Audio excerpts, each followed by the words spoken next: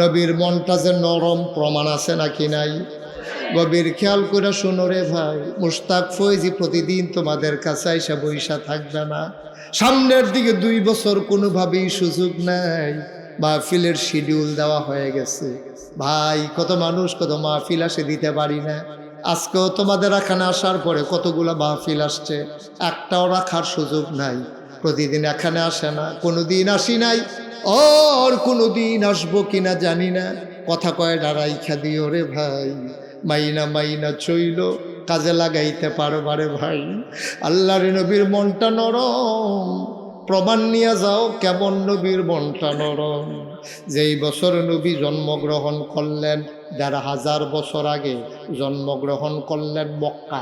কই কই তৎকালীন, খেয়াল করেন গভীর মনোযোগ, তৎকালীন জমানায় মক্কায় মহিলাদের যখন বাচ্চা হইতো, বাচ্চাদেরকে বুকের দুধ তারা খাওয়াইতো না। এটা তারা একটা সিস্টেম বানাই লাইছি। তো বাচ্চায় খাইব কিটা? দুধ যদি বাচ্চায় মায় যদি বাচ্চারে না খাওয়ায় তো বাচ্চা খাইব কি? বাচ্চা কি মইরা যাইগাও নাকি? কয় না সিস্টেম আছে। কয় সিস্টেমটা কিটা? ওই সময়ে একটা শহর ছিল মক্কার পাশে, এখনো আছে। শহরটার নাম হলো তায়েফ। কিয়েফ। ওই তায়েফ শহরের মহিলারা আসতো মক্কায়, আইসা ধনী ধনী বাচ্চাগুলা নিয়ে যাইতো টাকার বিনিময়ে। 2-2.5 বছর দুধ খাওয়াইয়া এই বাচ্চাই না আবার মক্কায় ফেরত দিয়া যাইতো মার কুলে। আন্না আবার দুধ খাওয়াইয়া তেহা টুহার বিনিময়ে 2.5 বছর দুধ খাওয়াইয়া আন্না সেটা মার কাছে দিয়া যাইত। যেই বছর নবী, খুব খেয়াল করেন, যেই বছর নবীজি জন্মগ্রহণ করছে এই বছর মনে করেন গৌরী ফুটতে তারা আইতে আছে, আইব আপনার এটা কি জানা শ্রীমদ্দি আইব। ওই তায়েফতে মক্কায় আইব বুঝনের লেগে। এই ভাই, এই যে ভাই নবী বলু একটু বসে, আপনি এই জায়গার ভিতরে যাই গেতেছেন, আপনি কি উঠতেন আইসতেন কি উঠতেন না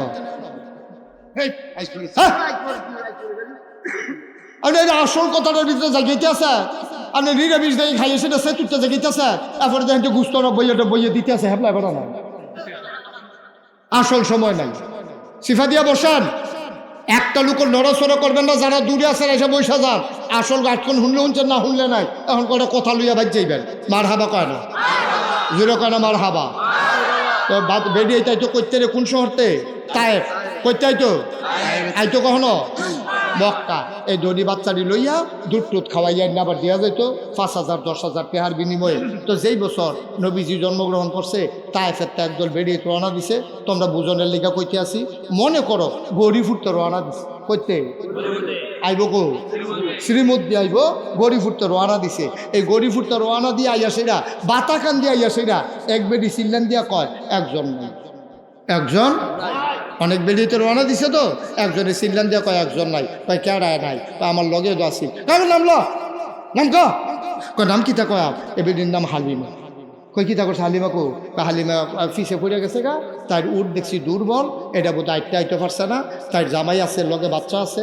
জামাই বাচ্চার নাম হইল আবদুল্লাহ, আর জামাইটো আছে।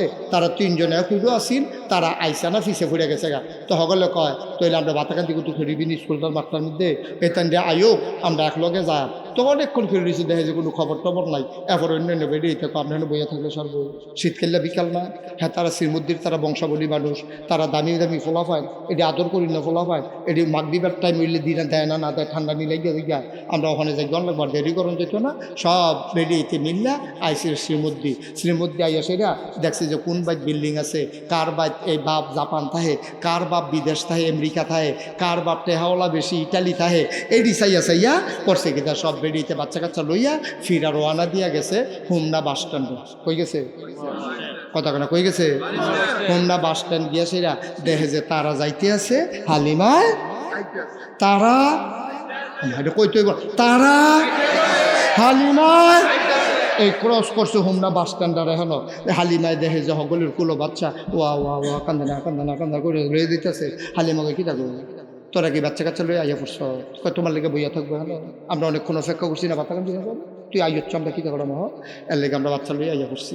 তা হালিমাকে আর বাচ্চা নাই? শুনছি শ্রীমদ্দি বিলে একটা বাচ্চা আছে, মসজিদের কাছে ঘর, আমরা গেছি না, তার বাপ নাই, তিন মানুষ টেহা পয়সা দিব করতে, এর লেগে আমরা কোনো মতে এই ধনী ধনী লইয়া আইয়া করছি। কয়তো একটা বাচ্চা আছে, কয় গরিব তো, বাপ নাই তো, এর লেগে আমরা খবরও লইছি না। হালিমার জামাই কয় লও, গরিব হোক আর ধনী হোক, আইসি যখন বাস স্ট্যান্ড আইয়া পড়ছি, শ্রীমদ্দি আর কয় কায় গিয়া চাইয়াই পছন্দ হইলে নেন, না হইলে দরকার নাই। হালিমাই কয় না না না না, আমরা আইসিউ তো দুইটা টেহার লিখে, তো এই বাচ্চার বাপ নাইতে টেহা দিব করতে, তার লাগতো না, চলো আমরা ফিরত যাই। হালিমার জামাইয়ে বুঝাইয়া হনাইয়া আনছে শ্রীমদ্দি। শ্রীমদ্দি আনলে সেটা মসজিদের কাছে দেখে ইমাম সাহেব তৈরি রয়েছে। ইমাম সাহেব গিয়েছে কিছু আপনার বাড়ি কখন হয়, বাড়ি কখন এটা বিচারেন দিতে 15 বছর ধরে এই গ্রাম মতো দাওয়াত খাইতে খেতে তামাতামা করে ছিলেন ফুটে লাগে। আপনার বাড়ি কখনো বিচারণ করতে সব ঘর চিনি কি তালা গহেডে না কইবে। তখন হালিমার জামাইয়ে কইছে, হুজুর অন্য কিচ্ছু না, আপনারা গ্রামও বিলে একটা ফলা আছে, এই এতিম মোহাম্মদ সাল্লাল্লাহু কয় তার বাপের নাম আব্দুল্লাহ। আব্দুল্লাহ ভাই সাহেব মারা গেছে তেফেরও থাকতে, তেও তার আব্বারে দেখছে না, তার আব্বাও তারে দেখছে না, তার বার নাম হবে না, তার দাদার নাম আব্দুল মুত্তালিব, কাবার মুতোয়াল্লি। হুজুর সিন্ডালাইছেন ঘর কুন্ডা, হুজুরে দেখাই দিছে ওই যে কাবা ঘর, কাবার উত্তরে যে ছোট্ট ঘর, এটাই বা আমেনার ঘর। হালিমার জামাই লগে যে পুত্র আছে কি নাম না? আব্দুল্লাহ। কইসলাম কিন্তু মনে রাখতেন পারছেন না, কি নাম না? তিনজনে গিয়া হালিমার ঘরের দরজা দাঁড়াইছে, হালিমার দরজাটা ভেতর থেকে বন্ধ। হালিমায় ডাক দিয়া ওই আমেনার ঘরের দরজা দিয়া দাঁড়াইছে, আমেনার দরজাটা ভিতর দিয়ে বন্ধ। হালিমায় কয়, স্বামী আমার, আপনি তারে লইয়া কারণ কারাইরা কারা আব্দুল্লাহ, আপনি তারে লইয়া কুতুর কারণ এই ঘরে বেড়াইত নাই, হুদা বেড়িয়াত, আপনি এই ঘরে যাওনটা ঠিক হইতো না, বেড়াইত মানুষ, আমেরা বংশাবলী মানুষ, এবিডি কুরাইশ বংশের লোক, এবিডি বনু হাসিম গোত্রের লোক, এবিডি আব্দুল্লাহর বেডি, আব্দুল মুত্তালিবের ফুতের বউ, এবিডির ঘর আপনি ফরফরুর যাওনটা ঠিক হইতো না, আপনি বাইরে দাঁড়ান, আমি গুদুর ভিতরে গিয়ে সুইটাটা চাইয়াই, তারে পছন্দ হয়নি। হালিমা গেছে দরজা, গিয়া দেয় দরজাটা ভেতর থেকে বন্ধ। হালিমায় দাঁড়ায় কয়, আসসালামু আলাইকুম রহমতুল্লাহ। ভেতর থেকে আমেনা কয়, ওয়ালাইকুম আসসালাম রহমতুল্লাহ। কয়, কার কাছে আইসলা, কে আমারে ডাকে রে, সালাম দেয়? কয়, আমার নাম হালিমা। কয়, কোন হালিমা? কয়, চিনছেন না, আমার নাম হালিমা তো সাদিয়া। কয়, চিনলাম না। কয়, আমি তায়েফ থেকে আসছি বাচ্চা নেওয়ার জন্য, দয়া করে দরজাটা খুলে দে। আমেনা ডাক দেয়া কয়, হালিমা গো, ও হালিমা, হালিমা, সকাল থেকে কত মহিলা বাচ্চা নিয়ে আমার ঘরের দরজা দিয়া গেল, আমি উটের পায়ের শব্দ শুনলাম, বাচ্চাদের আওয়াজ শুনলাম, কেউ আমার ঘরে ফিরেও তাকাইল না, তোমার বুঝি মায়া লাগছে গো হালিমা, তোমার বুঝি মায়া লাগছে গো হালিমা, কেউ জিগাইল না, তুমি তো দরজা তাইয়া দাঁড়াইলা, হালান সাহালান মারহাবা, মোস্ট ওয়েলকাম, আমার ঘরে তোমারে স্বাগতম। এবার আমেনা দরজা ঘরের ভিতরে, হালিমা আস্তে করে ধাক্কা দিয়া ঘরের ভিতরে ঢুকছে। হালিমা কয়, আমি গিয়া দেখলাম আমেনা কুলের ভিতরে একটা বাচ্চা লইয়া বইয়া রইছে বিছনার উপরে, এইরকম একটা সাদা রুমাল দিয়া বাচ্চার মুখটা এমন করে ঢাকা। আমি কইলাম, আমেনা গো, বাচ্চা নেব এমন কোনো কথা নাই, পছন্দ হইলে নেব, নাও নিতে পারি, দয়া করে বাচ্চাদের একটু দেখতে দাও। কয়, দেখে নাও নয়ন ভরে। হালিমা কয়, দেখবো কেমনে রুমাল দিয়া মুখ ঢাইকা রাখলে। আমেনা টান দিয়া মুখের পর্দাটা সরাই দিলেন। হালিমা কয়, আবার আমি ছোট্ট বাচ্চার দিকে তাকাইলাম, খোদার কসম আমি জীবনে অনেক মানুষ দেখেছি, খোদার কসম এমন সুন্দর বাচ্চা আমি হালিমা জীবনে আর একটাও দেখি নাই। কবি, সাহিত্যিক, মুহাদ্দিস, মুফাসসির সবাই ডাক দেয়া কয়, হালিমা কথা বলতে সাবধানে বইল, তুমি বলতেছ এত সুন্দর বাচ্চা আর দেখো নাই, দেখবা কেমনে গো হালিমা, এর চাইতে সুন্দর বাচ্চা আবার আল্লাহ তো আর একটাও বানায় নাই। একজন নবী মুহাম্মদ এত সুন্দর করে আল্লাহর মেয়ের চাইতে সুন্দর। কই দেখবা কই পাইবা এই বাচ্চা? হালিমা কয় আবার আমেনা, আমেনা গো, ও আমেনা, বাচ্চা আমার পছন্দ হইছে। তেদি চোখ বন্ধ করে ঘুমায়, তেদো আমারে দেখে না, আমি তো তারে দেখতে আসি। হালিমা কয় আমি কারো কাছে কিচ্ছু বলি নাই, আমি মনে মনে চিন্তা করতেছি, আমি তো তারে দেখি, তেদো আমারে দেখে না। তে যদি আমারে দেখতো তাইলে না আমারে পছন্দ করতো। আমারে মা হিসাবে, দুধমা হিসাবে পছন্দ করে কিনা আমি বুঝি নাই। আমি মনে মনে যখন এই চিন্তা করতেছি, হঠাৎ করে দেখলাম ছোট্ট বাচ্চাটার চোখের পাতাটা এমন করে নড়তেছে। আমার মনে হইল চোখের পাতা তো নয়, মনে হইল মৃদুবন্ধ বাতাসে ফুটন্ত গোলাপের গোলাপি রঙের দুইটা পাপড়ি যেন দোল খাইতেছে।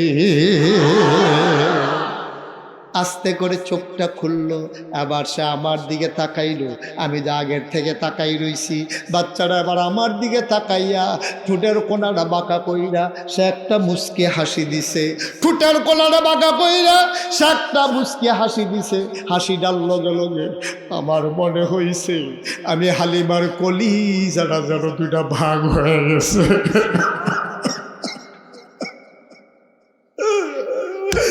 আমার মনে হইল আমার কলিজাটা যেন দুইটা ভাগ হয়ে গেছে। আমি দৌড় দিয়ে ঘরের বাইরে গেলাম। আমি আমার স্বামীকে বললাম, স্বামী, এই বাচ্চার মা টাকা দেখ আর না দেখ, আমি এই বাচ্চা ফালাইয়া যাইতে পারবো না। হালিমার জামাই কয় মন চাইলে নিয়ে নাও। হালিমা দৌড় দিয়া কয় আমেনা, আমেনা গো, ও আমেনা, পারলে টাকা দিও না, পারলে নাই।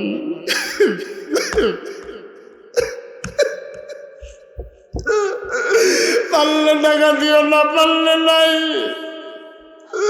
দয়া করে বাচ্চাটা দাও।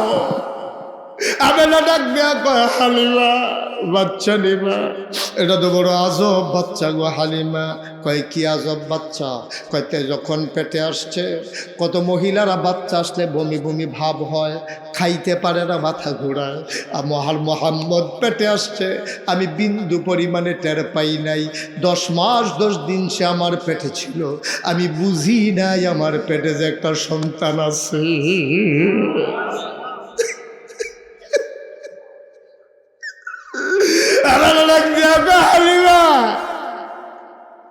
একটা পিঁপড়া কামড় দিলে আমি টের পাই।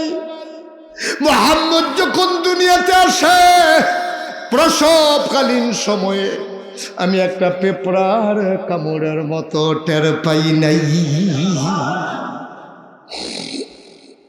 হালিমা ডাক দেয়া কয় দাও দাও দাও, তোমার ছেলে আমার কাছে আমানত।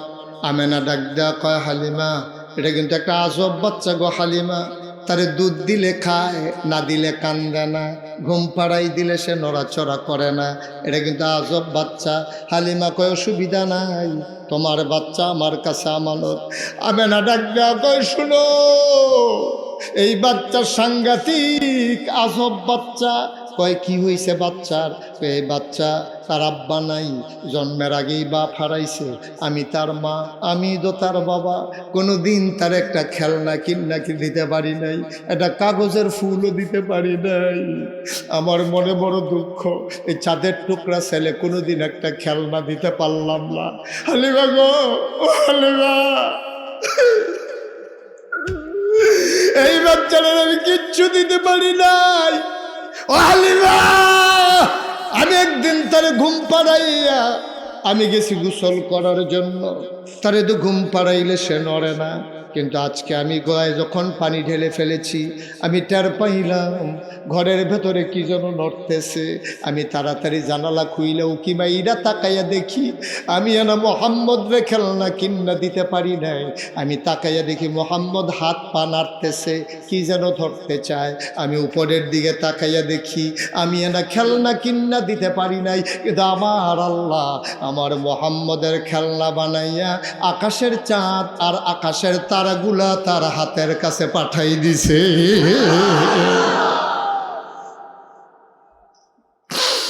হালিমা কয় দাও, আমার কুলে দাও।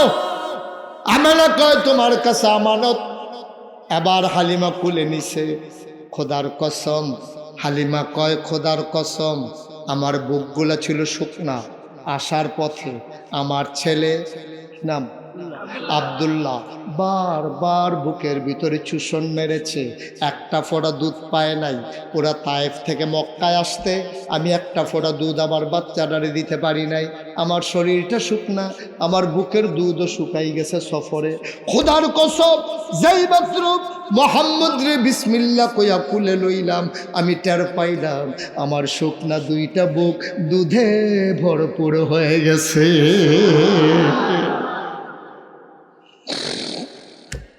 অহমনার মুসলমান, অশ্রীমুদ্দের মুসলমান, মুশতাক ফয়েজি যদি কোনোদিন আর না আসে, কোনোদিন যদি তোমাদেরকে না ডাকে, মনে রাখবা আমি বলে গেলাম ইসলাম তোমার মন মতো হবে না, তোমাকে ইসলামের মন মতো হইতে হবে। মন যা চায় তা করা যাবে না, কোরআন সুন্নাহর বাইরে তোমার চলার কোনো সুযোগ নাই। অমুসলমান, সুন্দর করে তিল তিল তিল তিল করে জীবন সাজাও, একদিন তো তুমি মরেই যাবা। তোমার এসরে এলাকায় মাইকিং হয়ে যাবে, মানুষ টান নাই, সবাই মিলে তোমারে দেখতে আসবে, কাফন পরাইয়া দাফন করে দেবে মাটির কবরে। তুমি এমন একটা জিন্দেগি কইর রে, তুমি এমন একটা জিন্দেগি কইর, সবাই দেখো মাটির কবর, তুমি যেন কবরে গিয়া দেখো তোমার কবর মাটি নাই, মাটির কবর জান্নাতের টুকরা হয়ে গেছে। এমন একটা জিন্দেগি আমরা চাই নাকি চাই না? চাই নাকি চাই না? আল্লাহ যেন কবুল করে, সবাই কোনা আমিন। আমি 32 বছর, এবছর সহ 33 বছর হয় মুশতাক ফয়েজি মাহফিল করি। মাহফিলে কদম দিলে মাহফিলটার ওজন বুঝি। আজকে এই তোমাদের শ্রীমদ্দির মাহফিলে কদম দিয়া মন সাক্ষী দিয়েছে, তোমাদের মাহফিল আল্লাহ কবুল করে নিয়েছে। এই কবুল হওয়া মাহফিলটাতে একটা লুকো আমরা নড়ব না, সবাই মিলে এই কবুল হওয়া মাহফিলটাতে দোয়া করে দিয়ে যাব। কবরস্থানের বাসীদের রুহের মাগফিরাতের আশায় মাহফিল আমরা সবাই মিলে দোয়া করে দেব। আব্বা আম্মা যার কবরে, আব্বা আম্মার কবরগুলো যেন জান্নাতের টুকরা হয়ে যায়। দরকার আছে নাকি নাই? কথা কোনো দরকার আছে নাকি নাই? তোমরা দেখেছো যে আমার পোস্টারের ভিতরে মুশতাক ফয়েজি পীর সাহেব লেখা আছে। আমি পীর সাহেব হতে চাই নাই, আমি পীর হতে চাই নাই। আমার আব্বা আমার দাদার আগে ইন্তেকাল করছে। আমার দাদা ছিলেন সোনাকান্দা দরবারের সেক্রেটারি, ফুরফুরা সিলসিলার অন্যতম একজন আল্লাহর বুজুর্গ ব্যক্তি। আমার দাদা যান, আব্বা যান ইন্তেকাল করছে দাদার আগে। আব্বা ইন্তেকাল করছে 85 সালে, দাদা ইন্তেকাল করছে 98 সালে। আব্বা ইন্তেকালের পরে দাদা একেবারে ভয় পেয়ে গেছে, আরে আমার ফুদ যারে আমি আশা করিয়া তিল তিল করে বড় গেলাম, তে মরে গেল গা, এই দরবার চালা, এই বাচ্চাটারে বসাই দেন একটু, তো এই মরে গেল, এখন এই দরবার চালাবে কে? তখন দাদা একদিন, আমি তখন ঢাকা থাকি, দরবারে সব লোকজন ডাকিয়ে আনছে, আইনাসের আমারও খবর দিছে, আইনাসেরা দেখি যে অনেক লোক। দাদা দাঁড়াইয়া কইতেছে, ও আমার ফয়েজ আহমদ, আমার আব্বুর নাম ছিল ফয়েজ আহমদ, আমার ফয়েজ আহমদ সব ফয়েজ আহমদ মারা গেল, তে তো নাই, কেডাই দরবার চালাইব? আমি চিন্তা করছি আমার ইন্তেকালের পরে আমার আদরের নাতি মুশতাক ফয়েজি, আমার কথা কয় মুশতাক ফয়েজি এই দরবার চালাইব। আমি হাউমাউ করে কাঁদতে শুরু করছি। আমি কইছি, দাদা আপনার আরো 3 ফুট আছে, আমার 3 জন চাচা আছে, আমার বড় ভাই আছে, কাউরে না দিয়া আপনি আমার নাম কেন বললেন? দাদা আমার আঞ্জা দিয়া ধৈরা কপালে সুমা দিয়া কয়, আমি বুঝি কারা পারবো, তুমি ফারবা দেখে তোমার উপরে দায়িত্ব। আলহামদুলিল্লাহ বেতন না? আমিও কাঁদতে কাঁদতে কইছি আলহামদুলিল্লাহ। 1998 সালে আমার দাদা ইন্তেকাল করার পরে আজকে 2024 সাল। আমি দাদারে তখন কইতাম, দাদা আমি তো এরকম ফিরসাব হইতাম চাই না, যেই ফিরসাব বইয়া বইয়া খায়। আমি তো ফিরসাব দেখতে দেখতে অতিষ্ঠ বাংলাদেশও দেখছি, ভালা বেড়ায় হু দুদি বইয়া বইয়া খায়, হোক ইন্ডিপেন্ডেন্টটা টেহা দেয়, সেই টেহা খায়, রিক্সাওয়ালায় টেহা দেয়, সেই টেহা খায়। বেড়া সারাটা জীবন খালি এইটা শিখছে, জীবন আর এইটা শিখছে না, ঠিক কিনা কও? ফিরসাবরা, আমরা দেশের ফিরসাবরা অধিকাংশ খালি এইটা শিখছে। আল্লাহর মেহরবানি ভালো আছে, তবে অধিকাংশ হলে এমনি ফাতনরা শিখছে। এটা যে এমনি যে এটা মাধ্যমে যে এমনি এরকমও করণ লাগে, এইটার আমরা তারা শিখছে না। এরকম কেটা যদি এমনি ঘুরাই দিছি, এটা আবার এমনি ঘুরাই দিই। মনে হয় যেমন রুমের ভিতরে 10-12 জন বইয়া রয়েছে, আসলে একজন খাইতে খাইতে খাইতে আছে, এটা তো কোনো মেহনত নাই তো। রোদের মধ্যে আলো জুইরা দেওয়া যেত কি? ফিরসাব বলে কি আলসাস করা নিষেধ নাকি? কথা করা নিশা? কিন্তু আমরা দেশ কখনো দেখছো যে ফিরসাব মেহনত করে খায়? আমরা দেশ সব দেখবা ফিরসাব খালি বইয়া বইয়া খায়। এটা কই শিখছে তারা? বেড়া যেই নবী নবী নবী নবী রে, এই নবী একটা দিন মেহনত ছাড়া খাইছে, যদি প্রমাণ দিতে পারো আর জীবনে ওয়াজ করতাম না। একটা দিন মেহনত ছাড়া খাইছে না নবীজি। হয় মাইশের ভাই কাম করছে, মাটি কাটছে, খন্দকের যুদ্ধের সময় নিজে ব্যবসা করছে, নিজে কত মেহনত করে করে চলছে। আর আমরা তারা আইছিল বইয়া বইয়া খাইতে, হগিন নিবে দিতে হাদায় রিক্সাওয়ালাটা সরম নিয়ে